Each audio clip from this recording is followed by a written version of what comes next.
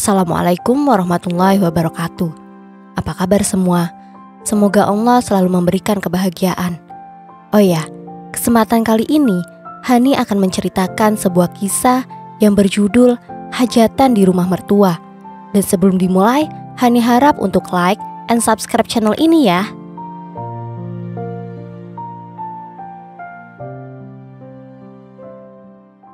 Faat akan bercerai dengan Mina, Mas. Dan ibumu yang punya andil paling besar dalam hal ini, ucap Hana sembari melempar tas kerjanya ke atas ranjang. Idam yang sedang asik menonton tayangan televisi di kamar sontak menoleh pada istrinya yang baru pulang itu. Itu urusan rumah tangga mereka, kita gak usah ikut campur, sahut Idam. Hana melengos. Harusnya kamu juga bilang begitu pada ibumu, Mas. Aku tahu kamu dekat dengan Mina, Han. Tapi sudahlah, jangan melibatkan diri dengan hal-hal di luar urusan kita. Aku gak mau kamu bermasalah dengan ibu nantinya. Hana melirik suaminya dengan ujung matanya. Kamu pikir aku takut akan diperlakukan sama seperti Mina oleh ibumu? Ida memandang istrinya dengan kening berkerut, heran dengan istrinya yang tiba-tiba membicarakan keluarganya. Padahal selama ini ia merasa hubungan Hana dan keluarga besarnya tak ada masalah. Kamu ini kenapa sih, Han? Pulang-pulang sewot gitu. Mandilah, lalu istirahat agar moodmu naik lagi, saran Idam. Kalau aku diperlakukan seperti Mina, apa kamu juga akan diam saja seperti yang dilakukan adikmu itu, Mas? Hana melempar tanya pada suaminya. Idam yang tak siap dengan pertanyaan yang tiba-tiba itu sontak tergeragap, bingung hendak menjawab. Ia takut salah memilih kata yang justru akan semakin membuat istrinya tak senang. Kamu ngomong apa sih, sayang? Jelas ibuku tak akan pernah berbuat begitu padamu. Ida mencoba mengalihkan. Diletakkannya ponsel di genggaman ke atas kasur, lalu beringsut turun menghampiri istrinya. Ida meraih pinggang Hana, tapi istrinya menolak halus dengan cara berpindah posisi. Ida menghela nafas, tak memahami mengapa Hana kini sibuk membahas masalah rumah tangga adiknya. Jujur aku kecewa pada kalian, Mas, terutama pada ibu dan Faat. Apa kalian gak berpikir ya bagaimana perasaan Mina? Bertahun-tahun selalu disindir dan dihina.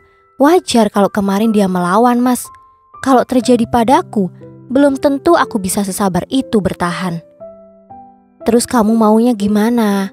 Membujuk ibu supaya mau menerima Mina? Tanya Idam. Hana menoleh ke arah suaminya. Terlambat, Mas. Kalaupun ibumu dan Faat berubah pikiran, Mina sepertinya sudah terlanjur sakit hati dan tetap ingin bercerai, jawab Hana. Dan kamu belum menjawab pertanyaanku tadi, Mas, lanjut Hana sambil menatap lekat pada Idam yang memasang ekspresi wajah putus asa. Pertanyaan apa lagi sih, sayang? Ia berusaha mengelak lagi. Mendapati reaksi suaminya, yakinlah Hana bahwa nasibnya akan serupa dengan Mina jika ia tak mempunyai orang tua yang lumayan berada. Tanpa kata, Hana berjalan keluar kamar menuju kamar mandi. Hatinya kepalang kecewa karena Idam pun ternyata sama seperti ibu dan adiknya. Semua dinilai berdasar materi semata. Halo Hana, lagi sibuk nak? Suara Bu Ipah, mertua Hana terdengar ramah begitu Hana menjawab panggilan teleponnya. Aku sedang di kantor, Bu. Ada apa ya? Hana menjawab sekedarnya. Sejak kejadian tak menyenangkan yang melibatkan Minah kemarin, ia jadi malas berbasa-basi kepada mertuanya itu. Ibu mau minta waktumu sebentar, nak. Kamu tahu kan, acara nikahan Caca tinggal 2 minggu lagi. Dan Caca anak perempuan kami satu-satunya. Tentunya ibu dan bapak ingin mengadakan acara yang meriah untuk... Langsung saja ke intinya, Bu. Aku sedang banyak pekerjaan, potong Hana. Semakin banyak bicara, semakin muak Hana pada mertuanya itu. Terlebih Hana sudah tahu arah pembicaraan ini. Ujung-ujungnya pasti duit. Oh, begitu ya? Ya. Jadi gini, Han. Untuk acara nikahan Caca, ibu dan bapak berencana menambah menu dan jumlah porsi untuk cateringnya. Bisakah kamu membantu kami, nak? Gak banyak kok, cuma 15 juta saja. Hana menghela nafas panjang sembari memijat pelipisnya yang mendadak sakit. Mendapati mantunya hanya diam di seberang telepon, Bu Ipa pun heran. Tak biasanya Hana bersikap dingin begini. Biasanya menantu yang selalu diandalkannya itu selalu ramah. "Halo, Hana?" panggil Bu Ipa. "Iya, Bu. Aku masih di sini. Tapi maaf, untuk permintaan ibu kali ini aku gak bisa membantu." Tentu saja, Bu Ipa tak menyangka Hana akan berkata demikian. Ini pertama kalinya Hana sebagai menantunya menyatakan menolak membantunya. Kenapa, Han? Kenapa gak bisa?" Bu Ipa bertanya gugup. "Maaf, Bu. Kali ini aku gak bisa membantu. Kenapa tidak mengadakan acara sesuai budget aja?" ucap Hana. "Kan tadi sudah kami jelaskan, Caca anak perempuan kami satu-satunya, bungsu pula. Wajar saja rasanya jika kami ingin menyelenggarakan pesta semeriah mungkin," jawab Bu Ipa. "Bikin pesta mewah boleh-boleh saja, Bu, asal ada budgetnya. Kenapa nggak dari pihak suami Caca yang ibu minta menambah kekurangan biaya?" ujar Hana. Bu Ipa mengernyit tak suka, meski Hana tak bisa melihat ekspresi wajahnya. "Gak mungkin ibu minta pada mereka. Gengsi dong, Han. Apa pikir mereka nanti tentang Caca dan kami keluarganya? Ibu gak mau Caca direndahkan sama keluarga calon suaminya cuma gara-gara minta mereka bantu nambahin budget," sambung Bu Ipah lagi. Di seberang sana Hana merasa geli dengan pernyataan ibu mertuanya barusan. Dia takut anak perempuannya direndahkan oleh keluarga besanya. Tapi dia sendiri tak punya perasaan merendahkan menantunya sendiri hanya karena tak kaya. Baiklah, kali ini Hana memang ingin menguji semua orang dekatnya. Hana ingin tahu sejauh mana sikap hormat dan pura-pura sayang itu ia dapatkan jika ia tak lagi mendatangkan manfaat bagi keluarga mereka. "Maaf, Bu, untuk kali ini aku memang gak bisa membantu soal urusan dana.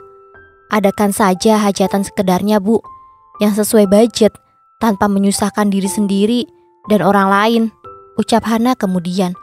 Bu Ipa mulai kesal pada sikap Hana sekarang, tapi berusaha ditahannya dulu. Ia berencana akan bicara pada Idam mengenai perubahan sikap istrinya yang janggal itu. Bu Ipa tak ingin kehilangan tambang emasnya tersebut. "Dam, kenapa sih Hana sekarang kok berubah gitu?" ujar Bu Ipa pada Idam di suatu sore. Sengaja ia memanggil putra tertuanya itu ke rumah setelah pulang kerja. Idam menatap mata ibunya sesaat, lalu beralih lagi pada layar televisi. "Ibu memanggilku cuma untuk menanyakan perubahan sikap Hana?" Idam balik bertanya dengan nada malas. Fisiknya yang letih karena bekerja seharian, sekarang kepalanya harus dijelajahi oleh pertanyaan ibunya yang ia sendiri pun tak tahu apa jawabannya. "Iya." Bu Ipa duduk di sebelah Idam. "Ibu tadi menelpon dia, mau minta bantuan dana untuk tambahan budget nikahan adikmu, tapi dia menolak. Bahkan dia pakai acara menasehati segala supaya bikin pesta yang sesuai budget saja." Bu Ipa mengeluarkan semua kekesalannya yang sedari tadi ditahan sampai Idam datang. Ia berharap dapat menemukan jawaban melalui putranya tersebut. "Apa kalian sedang bertengkar, Dam?" selidik Bu Ipa sambil duduk makin dekat dengan Idam. "Enggak kok, Bu, kami enggak bertengkar. Hanya saja memang sejak kemarin sikap Hana agak lain. Bahkan kemarin juga dia membahas soal Mina dan Faat." Penjelasan Idam membuat mulut Bu Ipa membulat, diikuti mata yang melebar pula. "Maksudnya gimana? Kenapa istrimu membahas tentang Faat dan perempuan itu?" Bu Ipa seolah enggan menyebut nama Mina dan menggantinya dengan sebutan perempuan itu. Idam mendesah perlahan, sembari memasukkan lagi ponsel ke saku celana. "Aku juga gak ngerti, Bu. Tiba-tiba saja dia membicarakan hal itu. Dari cara bicaranya, sepertinya dia gak suka dengan cara ibu dan Faat bersikap terhadap Mina," jawab Idam sambil menatap lurus ke ibunya. "Jadi Hana berpihak pada Minah ya?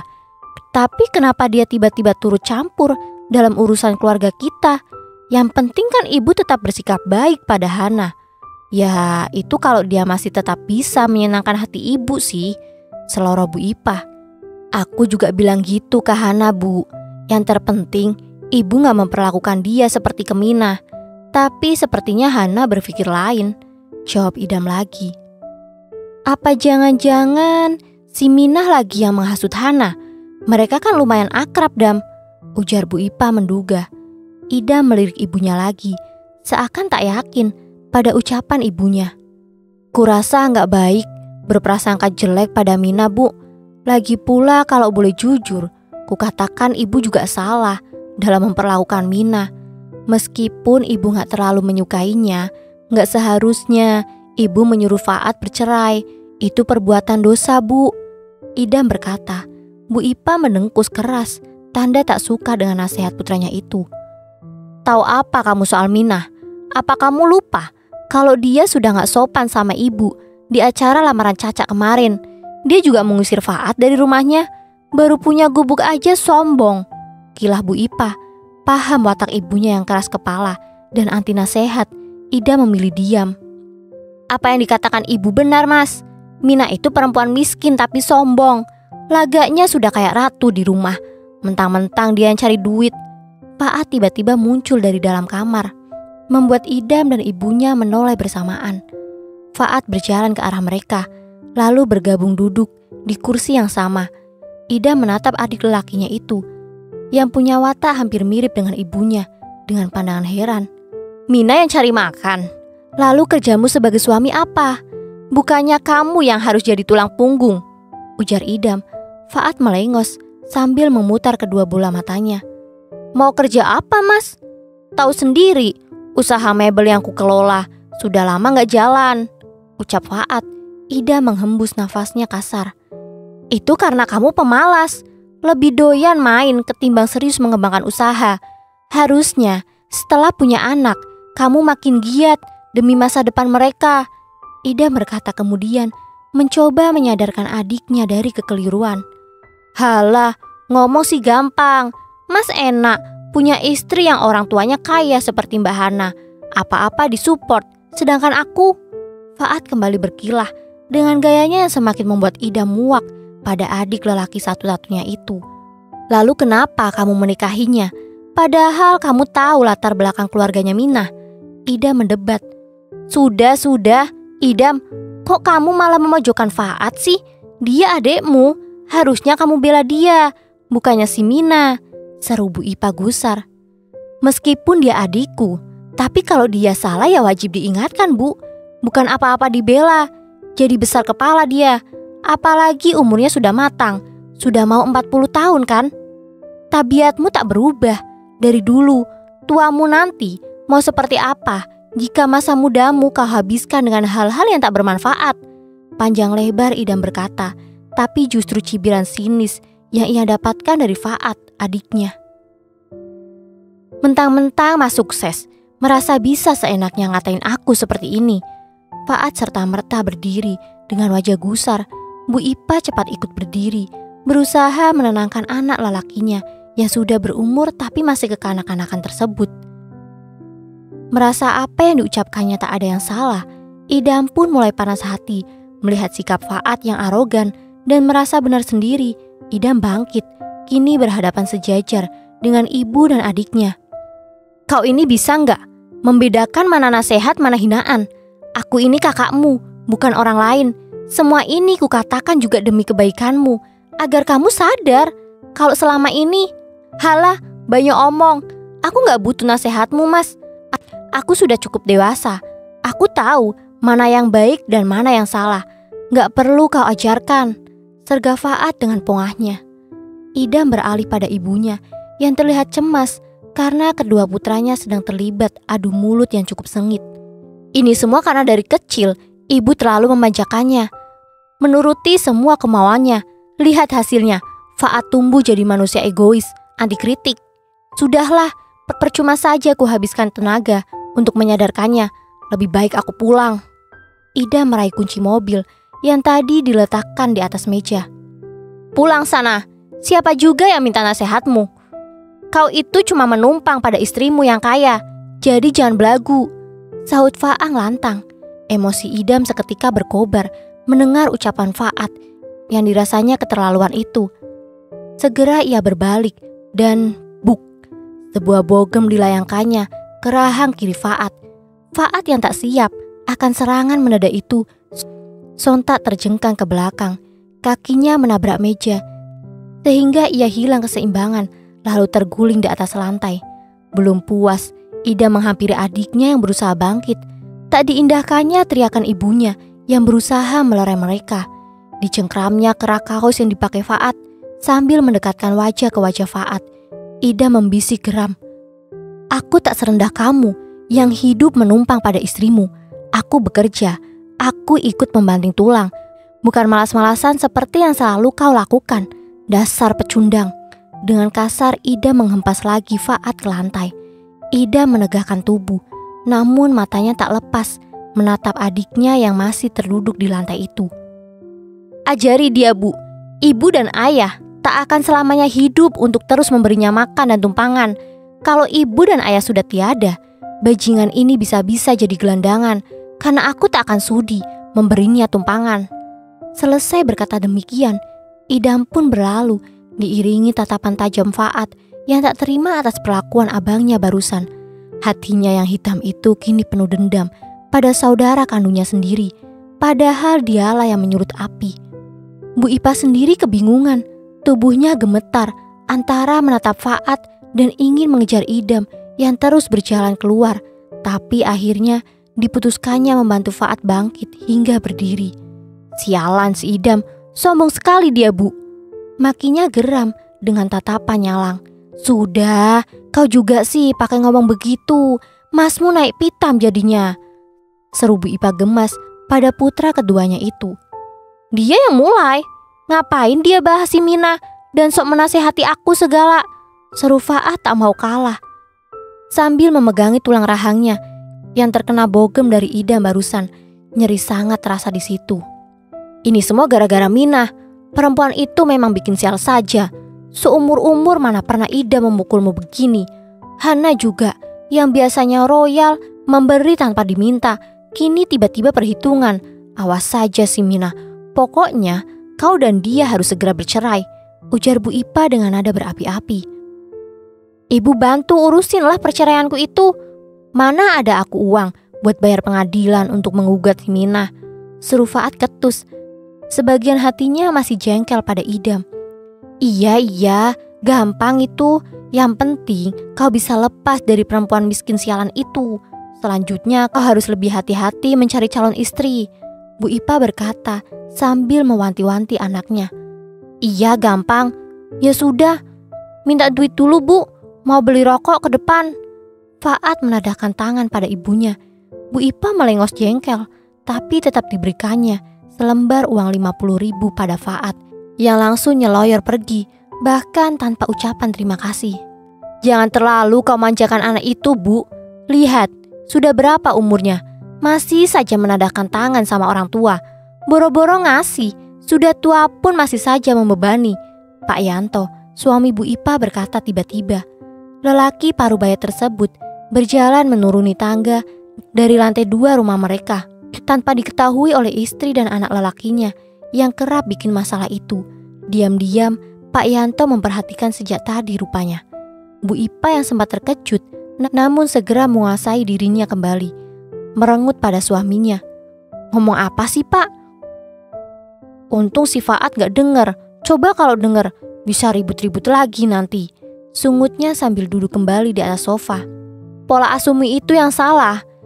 Faat itu bukan anak 10 tahun yang harus kita sediakan segala keperluannya. Dia harus bertanggung jawab, paling tidak kepada dirinya sendiri, sanggah Pak Yanto menyusul istrinya duduk tepat di sebelahnya. Makanya kasih modal lagi si Faat, Pak, biar dia ada kerjaan dan punya penghasilan. Pak Yanto mendengkus mendengar ucapan istrinya. Segunung pun ku kasih dia emas berlian, gak akan jadi apa-apa kalau dipegang si Faat. Kerjanya senang-senang, tapi ingin semua kebutuhan tersedia. Sudah berapa kali Faat ku kasih modal usaha. Buka depot air, konter pulsa, bengkel motor, Dan terakhir mebel, yang akhirnya mangkrak tapi modal habis entah kemana. Pak Yanto terlihat begitu jengkel mengingat segala tingkah laku anak nomor 2-nya itu. Jika suaminya sudah mengungkit-ngungkit begitu, Bu Ipa lebih memilih diam untuk mencari aman. Pun dikatakan suaminya itu diakuinya benar semua, hanya saja kasih sayang telah membutakan mata hatinya. Bagi Bu Ipa, Faat tak boleh dimarahi serta harus dibela. Entah kenapa ia sangat mencintai Faat di antara kedua anaknya yang lain, yakni Idam dan Caca.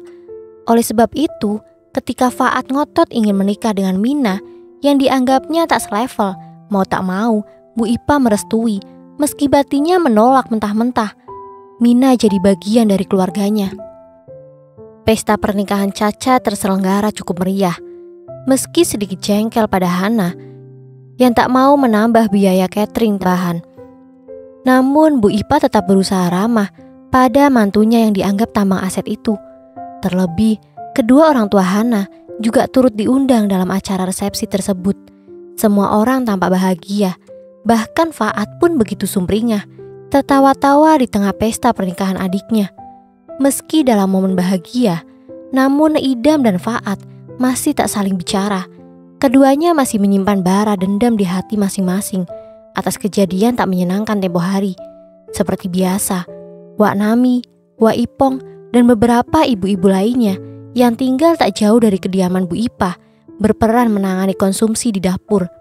Memasak, rewang-rewang, seperti biasa jika ada hajatan besar di lingkungan mereka. Aku kok gak lihat si Mina ya sama anak-anaknya sejak tadi pagi, Wak Ipong berkata pada rekan-rekannya sesama anggota regu dapur. Memangnya Wak Ipong gak tahu ya kabar terbaru tentang si Mina? Wak Nima menyahut sambil tangannya mengaduk daging rendang dalam sebuah kuali besar. Wanita usia 50-an itu menggeleng pelan dengan wajah polosnya. Ada apa emang sama Mina? Belum baikan ya emangnya sama Bu Ipa? Tanya Wak Ipong pada rekan yang kerap menemaninya bekerja setiap ada hajatan tersebut. Aku dengar sih kalau dari Bu Ipa kemarin kalau Faat akan segera menceraikan Mina, ujar Wak Nima setengah berbisik, takut akan terdengar oleh si tuan rumah. Hah? Masa? Wak Ipong terperangah, tak percaya dengan mata membuat lebar. Begitu sih yang ku dengar dari Bu Ipa, Wak. Wak Nima menjawab lirih. Beberapa orang lainnya yang juga sedang rewang-rewang turut menyimak meski tangan tetap bekerja. Apa karena kejadian lamaran kemarin ya? Wak Ipong bergumam seolah berkata pada dirinya sendiri. Wak Nima mengangkat bahunya seraya menjawab, bisa jadi sih. Kasihan ya si Mina, anak itu padahal kulihat selalu baik pada keluarga ini. Kalau ada apa-apa juga ringan tangan, bantu-bantu. Tapi sikap Bu Ipa seringkali kasar, seolah tak menjaga harga diri menantunya itu dengan memarahinya di depan kita-kita, ujar Wak Ipong dengan mata menerawang. Iya bener, tapi sudahlah Wak. Mungkin ini yang terbaik buat Mina, biar gak makan hati lagi. Sudah yuk, kita kembali kerja. Wak Nima menutup obrolan seputar masalah keluarga si empunya hajatan. Lalu yang lain pun kembali bekerja dengan sigap dan cekatan. Amplop berwarna coklat berlogo pengadilan diterima Mina dengan hati hambar. Akhirnya resmi juga, dia bercerai dengan Faat. Tak ada lagi kesedihan, tak ada pula air mata. Cinta yang dulu ada terkikis perlahan oleh sikap Faat dan ibunya yang tak pernah membuat Mina bahagia dan kini menguap terbawa angin. Hatinya telah beku, yang ada di pikirannya sekarang hanya membesarkan kedua buah hatinya agar menjadi orang sukses, agar jika kelak mereka menikah tidak dicemooh oleh keluarga suami mereka seperti yang dialaminya. Diremahnya amplop tersebut tanpa dibuka isinya. Lalu cepat ia membuangnya ke tong sampah yang terletak di luar rumah. Mina bersumpah tak akan lagi mengingat, apalagi berhubungan dengan keluarga mantan suaminya itu. Ia akan menata kembali hidupnya, merancang masa depan Ica dan Anis, bekerja keras agar dapat menyekolahkan keduanya hingga ke jenjang tertinggi. Akan ia buktikan, seorang anak petani pun bisa menjadi orang sukses. Faat, Sampai kapan kamu akan menganggur seperti ini? Kerjamu hanya kelayapan gak jelas. Makan, tidur, numpang orang tua. Gak malu kamu? Pak Yanto berbicara pada putranya seusai makan malam. Merasa ada gelagat akan terjadinya konflik, Bu Ipah melirik suami dan anaknya bergantian dengan tatapan khawatir. Mendapati ucapan bapaknya yang tak enak didengar, Faat mulai merasa gerah. Namun untuk melawan, ia belum punya nyali karena bapaknya ini juga punya sifat tegas sekaligus temperamental. Gimana mau kerja, Pak? Modal saja gak punya. Kalau mau aku kerja, Bapak tolong bantu modalin lah, ujar Faat dengan tatapan yang dibuat memelas agar bapaknya melunak. Pak Yanto melengos mendengar ucapan Faat yang dirasanya sudah basi. Dia sangat tahu perangai anaknya yang satu ini. Diberi modal pun hanya akan habis entah kemana.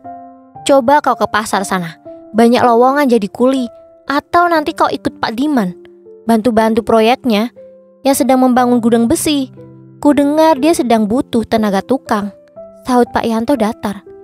Mendengar ucapan bapaknya, tenggorokan Faat terasa tercekat. Bapak suruh aku kerja kasar macam kuli atau tukang bangunan? Gak salah, Pak. Bapak ini bos mebel. Masa anaknya kerja kayak gitu? Sahut Faat meremehkan usulan bapaknya. Mau kerja apa lagi kamu memangnya? Selain mengerjakan pekerjaan kasar, ijazah kau tak punya. Dulu disekolahkan betul-betul, kau malah berulah hingga dikeluarkan dari sekolah. Lihat Idam dan Caca, mereka sukses sekarang karena tak banyak tingkah sepertimu, jawab Pak Yanto. Suaranya mulai meninggi. Faat buru-buru merubah sikap. Bisa gawat kalau sampai bapaknya mengamuk. Kemungkinan diusir dari rumah sangat tinggi potensinya. Faat tak bisa membayangkan bagaimana jika ia sampai diusir oleh bapaknya. Mau tinggal di mana dia? Pun untuk sekedar makan, ia tak punya uang jika tak disokong oleh ibunya.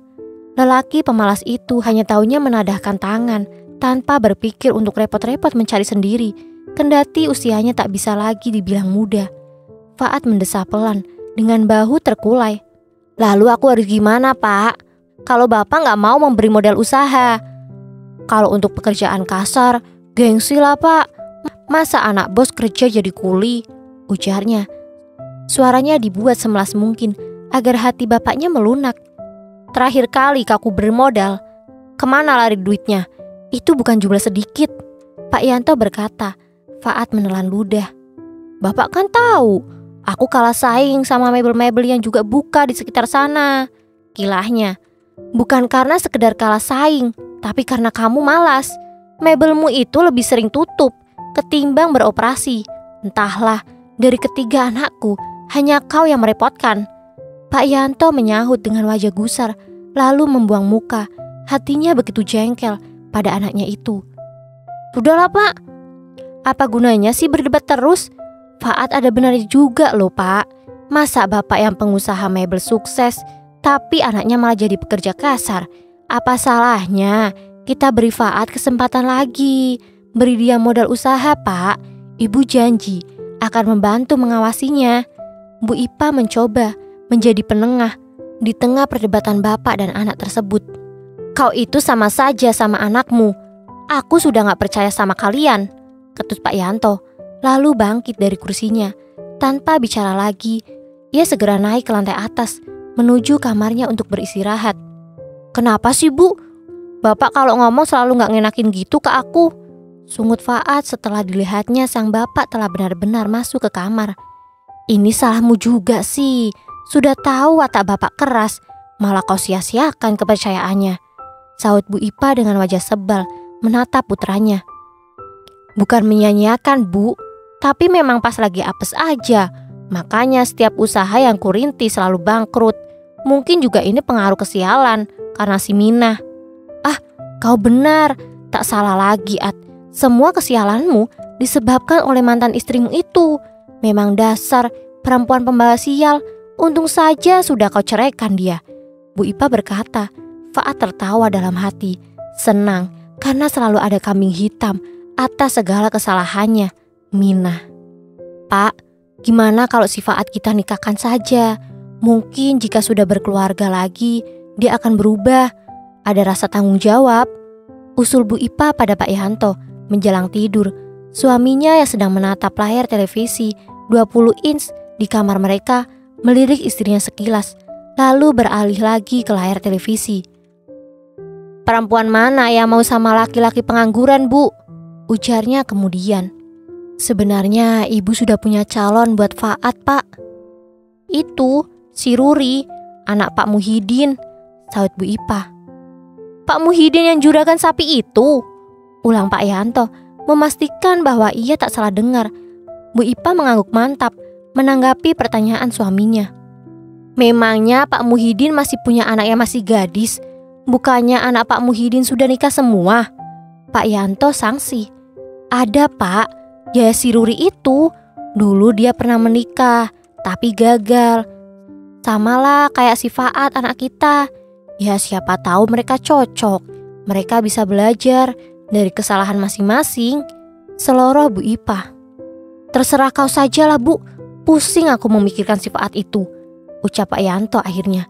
Bu Ipah pun tersenyum lebar, membayangkan jika rencananya berhasil, maka ia akan berbesanan dengan Pak Muhyiddin yang kaya raya dan terpandang itu. Aksi pun segera dilancarkan oleh Bu Ipah. Tak sulit baginya, karena sepertinya Ruri anak Pak Muhyiddin pun menaruh hati pada Faat. Sedang Faat sendiri merasa bagi mendapat durian runtuh dengan perjodohan yang dicanangkan oleh ibunya itu. Pasalnya, selain sosok Ruri yang manis dengan tubuh montok berisi, Faat sejatinya telah lama diam-diam memperhatikan janda kembang anak satu juragan sapi itu. Tak disangkanya, begitu mudah ia mendapatkan wanita itu yang dirasanya akan bisa merubah nasibnya. Faat yakin jika ia menikahi Ruri, tentu ia akan kecipratan pula menikmati harta kekayaan orang tua Ruri. Kendati Faat juga anak orang terpandang, tapi ia merasa bapaknya terlalu perhitungan mengeluarkan hartanya. Ditambah lagi sindiran yang hampir tiap hari ia terima dari bapaknya itu karena ia seorang lelaki pengangguran. Beberapa warga sekitar ada pula yang mencibir. Pasalnya baru saja menyandang status duda, kini Faat sudah menikah lagi. Bahkan ada yang menduga jika Bu Ipah menjodohkan anaknya dengan Ruri adalah karena harta kekayaan Pak Muhyiddin. Tanpa menunggu lama, pernikahan itu pun dilangsungkan meski secara sederhana, dan berita pernikahan Faat sampai ke telinga Mina melalui Hana. "Kehidupan mereka sudah bukan lagi urusanku, Han. Jujur saja, aku sudah gak mau mendengar apapun tentang mereka," ucap Mina melalui sambungan telepon dengan Hana. "Maaf Min, bukan maksudku untuk membuatmu merasa tak nyaman dengan berita ini. Hanya supaya kau tahu saja," jawab Hana merasa tak enak pada mantan iparnya tersebut. "Oh iya Min, gimana kabar anak-anakmu?" Hana mengalihkan pembicaraan. "Alhamdulillah, semuanya sehat Han. Main-mainlah kemari kalau kamu senggang. Itu juga bila Kak Sudi." "Bicara apa sih Min? Insya Allah dalam waktu dekat aku akan berkunjung ke rumahmu. Ku bawa anak-anakku serta," sahut Hana. "Ide bagus Han, aku juga agak sedikit sibuk dalam minggu-minggu ini karena sedang masa panen," terang Mina. Mendengar penuturan Mina, tak ayal Hana kembali iba membayangkan wanita itu harus bekerja sendirian menghidupi kedua anaknya. Kadang terbesit pikiran Hana untuk membantunya, namun ia takut Mina tersinggung. Mina perempuan mandiri dan pantang meminta-minta, dan Hana tahu betul karakter Mina yang satu itu. "Loh Mas, kok kamu masih tiduran sih?" sentak Ruri melihat Faat masih asik bergelung dengan selimut. Guyuran hawa dingin dari pendingin ruangan yang terpasang membuat lelaki pemalas itu makin erat merapatkan selimut ke tubuhnya. "Sayang, ini kan masih pagi," rengek Faat ketika Ruri dengan kasar menarik selimutnya. "Pagi apanya Mas? Ini sudah jam 5:30 pagi. Ayo bangun, nanti aku gak enak kalau bapak mencari-carimu," seru Ruri dengan nada jengkel. Faat mengerjap-ngerjapkan mata yang masih digelayuti kantuk. "Ngapain bapakmu cari aku?" tanyanya pada Ruri. "Ya bantu ngurusin sapi lah Mas. Kamu kan gak ada kerjaan. Jadi bapak bilang kamu harus ikut membantu mengurusi ternak sapi milik keluarga kami." Jawaban Ruri membuat kantuk Faat seketika hilang. Lelaki itu segera merubah posisinya menjadi duduk. Aku? Ngurusin sapi? Emangnya gak ada kerjaan lain apa? Sungut Faat dengan wajah masam. Ya kalau kamu gak mau ngurusin ternak sapi, carilah kerjaan sana mas. Sudah hampir 2 minggu kita menikah, kerjamu makan, tidur saja di sini. Sahut Ruri pedas, lalu meloyor pergi begitu saja dengan wajah tak kalah masam. Faat terbengong, syok. Dia pikir tadinya bisa hidup enak bagai raja karena punya mertua kaya. Tak taunya yang dikatakan istri barunya itu lebih pedas daripada sindiran bapaknya sendiri. Faat mengucek-ngucek kedua matanya dengan perasaan jengkel, membayangkan harus berjibaku mengurusi ternak sapi yang baunya bahkan kadang tercium hingga ke rumah besar milik mertuanya ini. Meski jarak antara kandang sapi dan rumah kurang lebih 100 meter. Apa jadinya bila ia harus turun langsung ke sana dan berkubang dengan para sapi serta kotorannya itu? Mas, ayo bangun, jangan bengong gitu. Sudah ditunggui bapak loh di bawah. Wajah Ruri menyembul dari balik pintu yang tiba-tiba terbuka, mengagetkan Faat sekali. Iya, sahutnya. Lalu beringsut turun dari ranjang yang nyaman ia tiduri beberapa saat lalu. Sementara Ruri menungguinya dengan wajah galak. Sesampainya di bawah, Faat melihat ayah mertuanya sudah menunggu dengan wajah ditekuk 10 macam, kecut, pedas, entahlah. Yang jelas raut wajah pria parubaya itu mengindikasikan suasana hati yang sedang buruk. Lain kali, bangunlah lebih pagi. Tahu diri, kalau tidak bisa menghasilkan, setidaknya kau sedikit ada gunanya. Jadi bagian dari keluarga ini. Suara berat itu terdengar keluar dari mulut bapak mertua Faat. Faat memicingkan matanya. Harga dirinya merasa terusik oleh ucapan Pak Muhyiddin, sang mertua. Tapi yang dilirik sudah terlanjur keluar pintu rumah dari dulu, sehingga Faat hanya bisa menatap punggung lelaki berbadan sedikit gempal tersebut. Sudah sana, ikutin bapak. Kalau dia marah, jangan dijawab, nanti dia semakin marah, ucap Ruri pada Faat. Lelaki itu tak menjawab, hanya melangkah membuntuti sang mertua menuju kandang sapi yang jaraknya hanya sekitar 30 meter dari rumah induk yang mereka tinggali. Sebagai juragan sapi, Pak Muhyiddin memiliki kandang sapi yang cukup besar dengan bangunan semi permanen. Kandang yang lebih mirip istal kuda itu memiliki beberapa sekat yang tiap sekatnya membatasi ruangan-ruangan berukuran 5 kali 6 meter. Dalam tiap ruangan tersebut berisi 5 atau 6 ekor sapi, tergantung ukuran dan bobot sapinya. Bau busuk kotoran serta rumput yang menjadi pakan-pakan sapi seketika menyergap hidung Faat. Ia segera menutup hidung dengan cara menjepitnya dengan 2 buah jari, yakni jari jempol dan jari telunjuknya.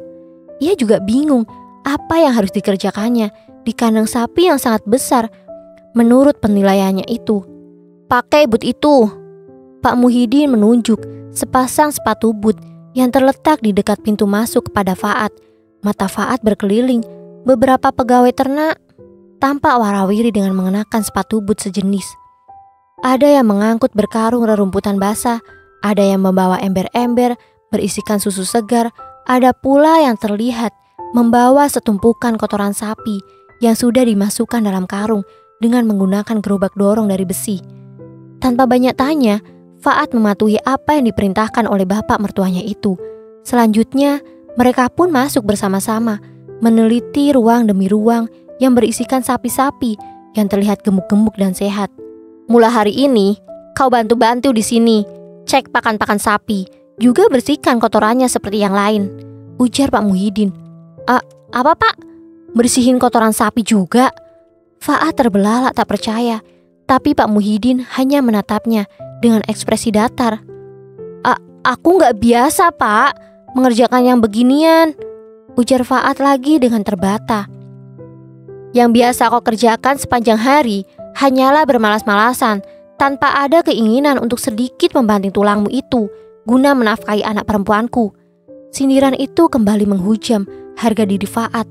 Memang tak ada yang salah dengan ucapan mertuanya itu, tapi sebagai lelaki congkak dengan gaya selangit, tentunya Faat tak terima begitu saja. "Bapak menyindir saya?" ujarnya mulai terbakar emosi. Pak Muhyiddin tersenyum sinis.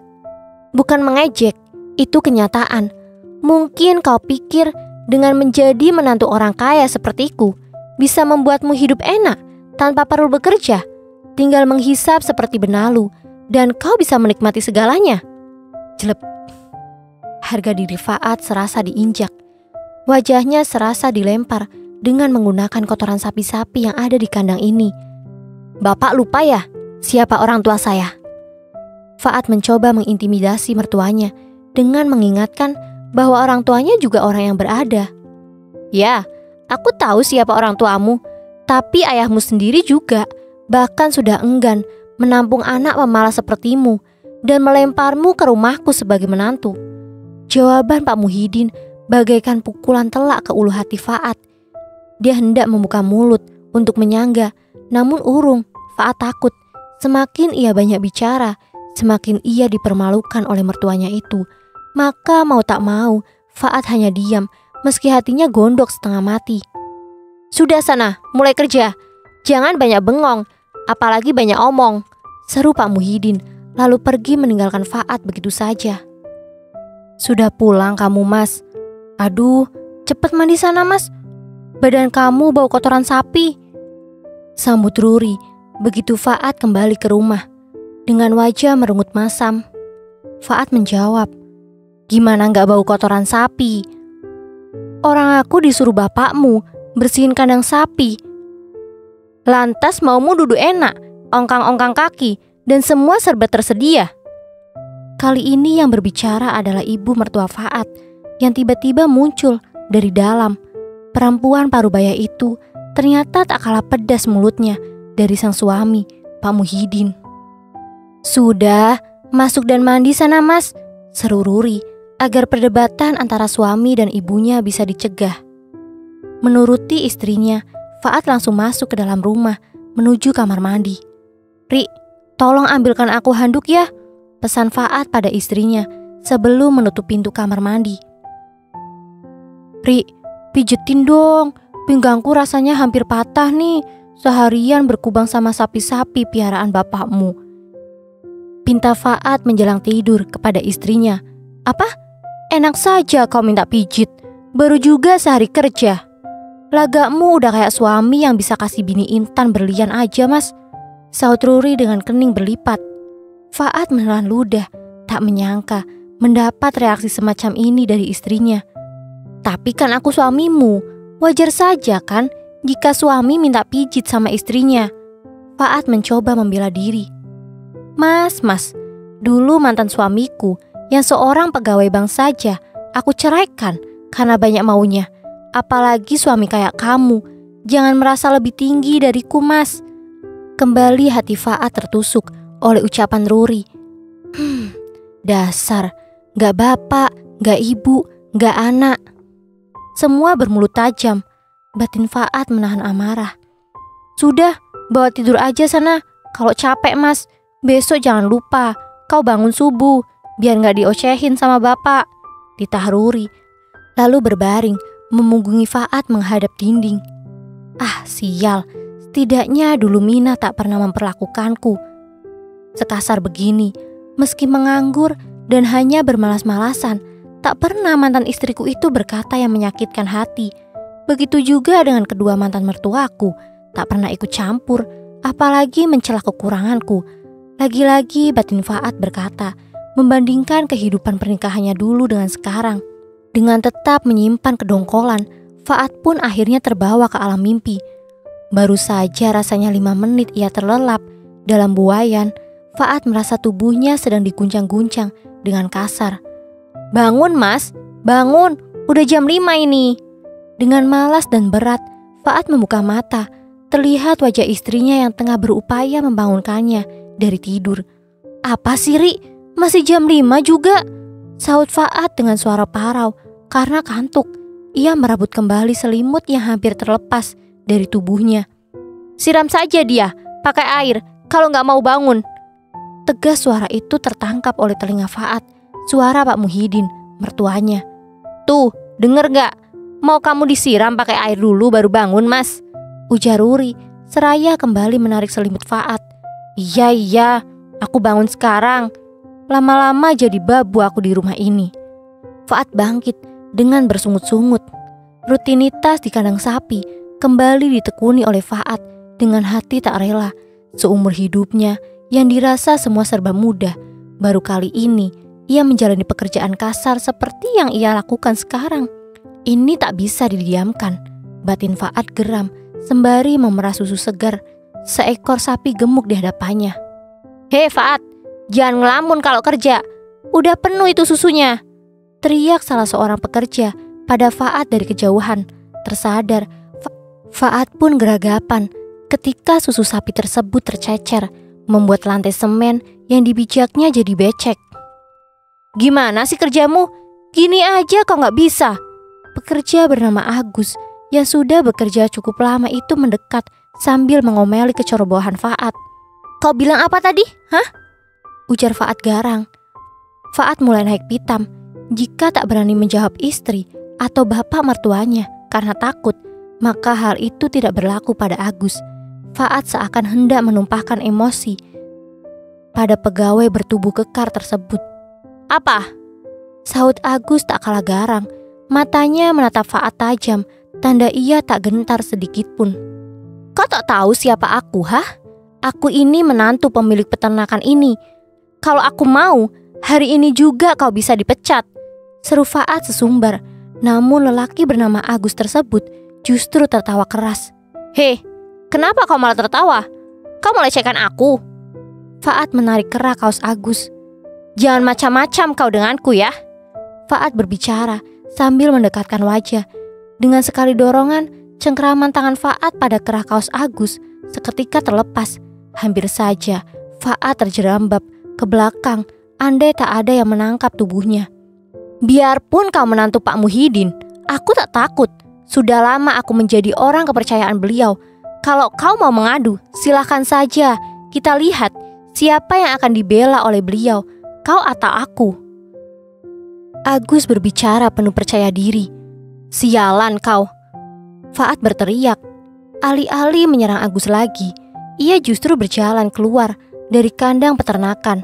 Ia merasa sudah muak dengan segala yang ada di dalam peternakan tersebut. Peduli setan pada resiko apa yang mungkin diterimanya nanti, Faat melangkahkan kaki menuju rumah ibunya. Ia berencana mengadukan semuanya pada ibunya itu, dan Faat yakin ia pasti akan mendapat pembelaan. Ih, kenapa bajumu itu? Seru Bu Ipah begitu menyambut kedatangan putra kesayangannya di depan pintu rumah.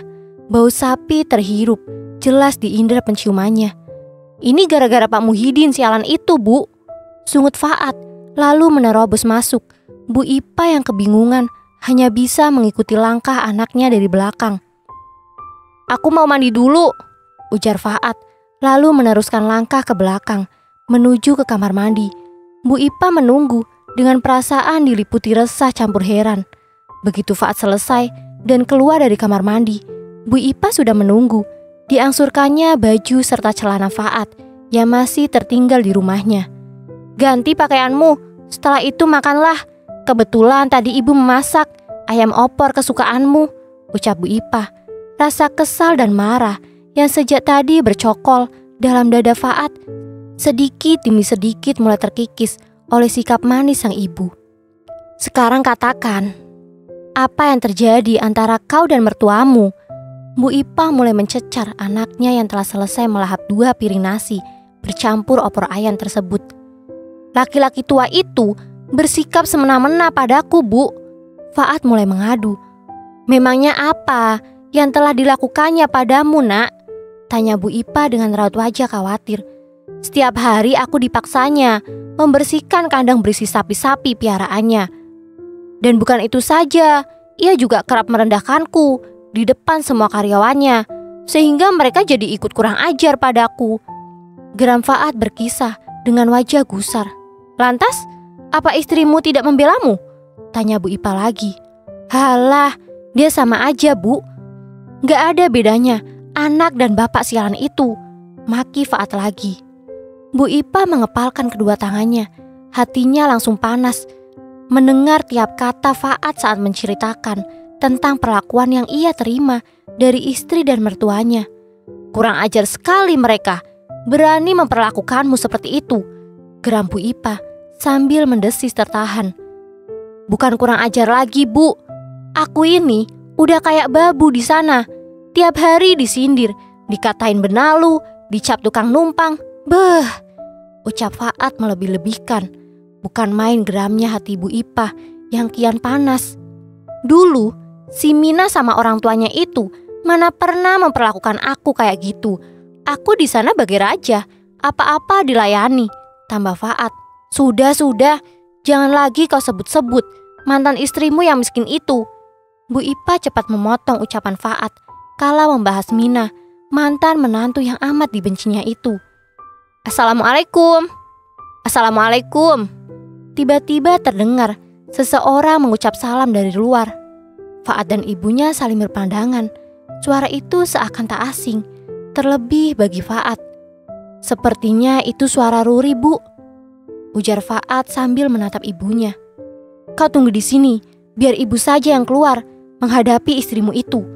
Bu Ipa bergegas bangkit dan segera berjalan keluar ke arah pintu. "Waalaikumsalam," jawab Bu Ipa sambil menatap tajam menantu barunya itu dari atas ke bawah. Yang ditatap justru terkesan santai, seolah tanpa beban. "Mas Faad ada di sini, Bu." Ruri langsung ke inti tujuannya, mendatangi rumah sang mertua. "Ada apa memangnya kau cari Faad kemari?" Bu Ipa berkata sinis sambil bersedekap tangan di dada. "Aku harap ibu jangan ikut campur urusan rumah tangga kami," ucap Ruri, mencoba tetap bersikap sopan pada ibu mertuanya itu. "Ini soal anakku, gimana aku gak ikut campur?" serga Bu Ipa dengan suara meninggi. "Kau sendiri, apa yang sudah dilakukan olehmu, juga keluargamu pada anakku? Kalian apakan dia? Kalian hina-hina, dan kalian perlakukan dia seolah Faad menikahimu hanya untuk menumpang hidup pada keluargamu." Bu Ipa lepas kendali. Bagai remblong, kata-kata pedas serta sumpah serapah ia hamburkan pada menantu yang dipilihnya sendiri.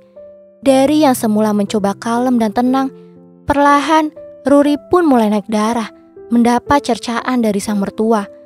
Perempuan muda itu tiba-tiba menerobos masuk rumah sambil memanggil-manggil nama suaminya. Mas Faad, keluar kau Mas." Langkah Ruri terhenti kala mendapati suaminya tengah duduk menghadap meja makan dengan wajah galau. "Sudah kuduga, kamu pasti di rumah ini. Ayo pulang," seru Ruri sembari menarik tangan Faad. Bu Ipa yang menyusul masuk dengan cepat melerai tangan anak dan menantunya itu. "Mau kau bawa kemana si Faad? Mau kau suruh bersihin kandang sapi lagi, hah?" ujar Bu Ipa sambil menatap menantunya garang. "Kunikahkan anakku denganmu bukan untuk dijadikan budak oleh keluargamu, Ruri," sambungnya sambil tak melepaskan pandangan dari wajah Ruri. "Siapa bilang dia dijadikan budak? Dia kusuruh kerja supaya punya rasa tanggung jawab. Kalau cuma mau numpang, makan, tidur gratis, ya nggak bisa dong, Bu," saut Ruri tak mau kalah. "Ada apa ini ribut-ribut?" Semua pihak yang sedang bersih tegang seketika menoleh. Pak Yanto tengah berdiri di tengah lorong yang menjadi penghubung ruang tengah dan dapur. Lelaki parubaya itu mendekati istri, anak, serta menantunya. "Ada apa? Kenapa Faad dan Ruri ada di sini?" ulang Pak Yanto sambil menatap ketiganya bergantian. "Mas Faad kabur ke sini dan mengadu pada ibu, Pak," jawab Ruri. Pak Yanto mengerutkan kening mendengar jawaban menantunya. "Kau kabur, Ad?" Pak Yanto bertanya pada Faad yang sejak tadi diam. Bukannya menjawab, lelaki yang ditanya itu malah menunduk makin dalam. "Gimana gak kabur, Pak? Di rumah si Muhyiddin, anak kita dijadiin babu, disuruh ngosek kotoran sapi." Bu Ipa menyahut dengan berapi-api. "Siapa yang jadiin babu? Apa salah kalau Mas Faad disuruh kerja? Jadi laki kok mau enaknya aja. Kami bukan dinas sosial yang bisa ditumpangi gratisan. Lagi pula, kalau kami lakukan masih wajar kok. Ruri pun turut menyahut, tak mau kalah. Sudah tahu anak saya pengangguran, kenapa kamu masih mau menikah sama Faat? Saut Bu Ipa lagi. Kalau pengangguran, apakah harus dibiarkan selamanya jadi pengangguran? Ruri menjawab. Pak Yanto memijit pangkal hidungnya demi menyaksikan keributan serta ocehan yang sahut menyahut antara istri dan menantunya. Stop semua, jangan ribut lagi. Ruri benar, mau sampai kapan Faat jadi pengangguran? Bukankah dulu kamu pernah bilang, Bu, kalau menikahkan Faat supaya dia jadi punya rasa tanggung jawab karena ada yang harus dinafkahi. Pak Yanto berkata pada istrinya yang seolah bersiap untuk menerkam Ruri sang menantu. Iya, tapi gak dijadiin kuli buat ngurusin sapi dong Pak, ujar Bu Ipa. Makanya Bapak harusnya kasih aku modal dong, biar gak direndahin mulu sama orang lain. Kali ini Faat yang berbicara. Pak Yanto melengos tajam, menatap remeh pada anak lelakinya yang sangat ia kenal tabiatnya itu. Kalau Bapak gak mau kasih aku modal, lihat aja apa yang akan aku lakukan, seru Faat lagi. Mendengarnya, Pak Yanto pun jadi berang. Kau mau ngancam Bapak? Coba saja kalau berani, serga Pak Yanto dengan wajah gusar. Sambil berteriak kasar, Faat menerobos ketiga orang di depannya, terus berjalan menuju pintu. Mas, mau kemana kamu Mas? Ruri berlari mengejar suaminya, namun tak diindahkan oleh Faat yang jiwanya sedang dikuasai amarah dan frustasi. Dengan langkah cepat, ia meninggalkan kediaman orang tuanya dengan perasaan dendam yang membara pada sosok ayah yang dianggapnya tak pernah berpihak padanya. Lihat saja, jika tak mau memberinya dengan sukarela, maka akan kurebut paksa, batin Faat penuh dendam. Ia terus melangkah, tak peduli arahnya kemana, hingga di persimpangan gang dilihatnya teman-temannya sesama pengangguran yang menjadi teman ngumpulnya selama ini. Tanpa ragu, Faat pun mendekati mereka yang sedang asik bermain kartu di depan sebuah gerobak kios yang menjual berbagai macam merek rokok. Woi, sapa Faat pada keempat temannya. Mendengar panggilan Faat, mereka semua menoleh. Seorang di antaranya yang bernama Bowo menyeringai lebar. Wih, manten baru, lama gak kelihatan kau. Masih anget-angetnya ya? Ujar Bowo berkelakar. Disambut ledakan tawa ketiga teman lainnya. Sementara Faat sendiri hanya tersenyum, tak berselera menanggapi godaan teman-temannya. Duduk sini bos, seru Yudi, salah satu di antara mereka yang memiliki tato bunga mawar di lengan kiri. Kau kenapa, At? Kok kusut gitu mukamu? Bukannya pengantin baru harusnya bahagia ya mukanya? Jangan-jangan goyangan bini baru kurang hot lagi. Bowo kembali berkelakar menggoda Faat, kelima lelaki pengangguran yang menghabiskan hari-harinya dengan kegiatan yang lebih banyak mudorot itu tertawa keras, tak peduli pada kendaraan atau orang yang berlalu lalang sambil memperhatikan mereka. Beli rokok dong bos, pahit nih mulut, ujar Tony. Pria berbadan pendek tapi kekar sambil dagunya mengarah pada kios gerobak di dekat mereka. Lagi bokek, sahut Faat. Widih, masa udah kawin sama anak juragan sapi masih kere bos? Sahut Bowo tak percaya, ditimpali kalimat-kalimat bernada serupa oleh yang lainnya. Apaan? Si Muhyiddin itu pelitnya kebangetan. Apalagi mulutnya tuh, bawel banget, ngalahin emak-emak yang hobi merepet. Ketus Faat, hatinya kembali kesal membicarakan bapak mertuanya itu. Wah, masa sih? Yudi terlihat sangsi oleh keterangan Faat. Faat menatap malas pada temannya itu. Buat apa juga gue bohong? Serunya dongkol. Selo bro, bujuk Bowo agar Faat tak terbawa emosi. Gue emang benci sama mertua gue, tapi gue lebih benci lagi sama bapak gue. Faat seolah berkata pada dirinya sendiri sembari menatap lurus ke jalanan. Gue mau ngajak kalian semua kerja sama. Tiba-tiba Faat berkata sambil menatap keempat temannya penuh keyakinan. Rencana apa? Didin yang sedari tadi diam kali ini ikut nimbrung bicara. Gue mau ngerampok rumah gue sendiri. jawab Faad sambil menyeringai, menampilkan wajah bengis. Gila kamu, At. Rumah orang tua sendiri mau dirampok, seru Didin kaget. Shh, jangan kenceng-kenceng suaramu, Din, Bowo berkata, mengingatkan Didin. Didin segera menutup mulut, sadar ia telah kelepasan bicara dengan nada tinggi. Mau nggak? Kalian mau duit kan? Gue tahu di mana bapak nyimpen duit, ujar Faad dengan mata berkilat-kilat, memandangi temannya satu persatu dengan kepercayaan diri yang perlahan bangkit. Bersambung. Terima kasih yang sudah mendengarkan cerita ini. Semoga ada hal kecil yang bisa kalian ambil. Dan jangan lupa untuk kembali lagi di episode berikutnya ya. Karena setiap cerita pasti punya makna tersendiri. Mohon maaf apabila Hani ada kesalahan dalam penyampaian cerita. Akhir kata, wassalamualaikum warahmatullahi wabarakatuh.